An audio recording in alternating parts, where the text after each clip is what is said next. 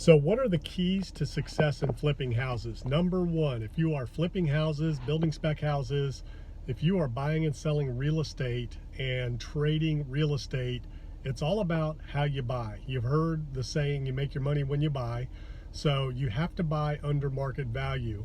And now more than ever, the market is red hot right now. There's a lot of competition for houses. So buying right is more important than ever. And a lot of people can make the mistake in overpaying for property right now because there is such a big demand. So one of the questions I get asked all the time is, what's a good margin for flipping a house or building a spec house? So generally, if you're doing 10, 20, maybe even 30 projects a year, you want to have, if you're doing a full rehab, a meaningful rehab, or building a spec house, and a meaningful rehab is, if you're spending 3 or 4 months working on it, then you want to have a 25 to 30% margin after all expenses. So you need to buy the house, repair it, and be able to sell it with enough room for you to make a 30% margin after all expenses, including any kind of taxes, not like income taxes, but any kind of local real estate taxes on the transaction, like transaction taxes, deed stamps, things like that are paid, closing costs, commissions that you might pay a real estate agent, all that kind of stuff. You want to have a 30% margin after all costs, if you can, in order to guard your profit and make sure that you have enough room in the deal. If you're building a spec house, kind of the same thing. Now, if you're doing a ton of volume, you can lower your margin a little bit because you can make it up in volume.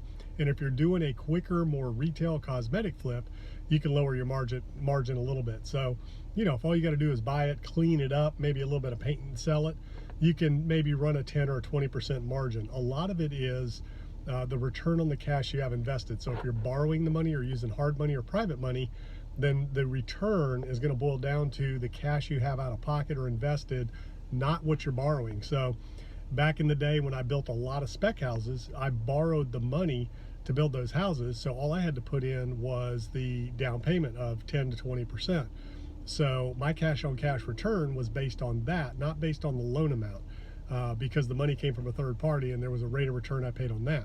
So you want to look at what is your outlay, what are you putting into the deal, what's your return on that, and then base your decision on that. And you might be good with 10%, you might be good with 20%, or you might want to see 30% or 100% return on your cash. So whatever those parameters are, make sure you know that going into it. And remember, you make your money when you buy in real estate. You want to buy below market value. You want to buy at a price point where you can make a profit. And if it's a short-term project, in and out, retail flip, or wholesale, a lot of people call it, or even wholesaling, then you can operate with less of a margin. If you're doing any kind of a substantial renovation, longer-term project, then you want to build a bigger margin in it.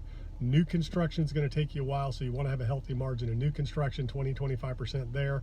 And if you're developing land, you want to have a 30% margin there.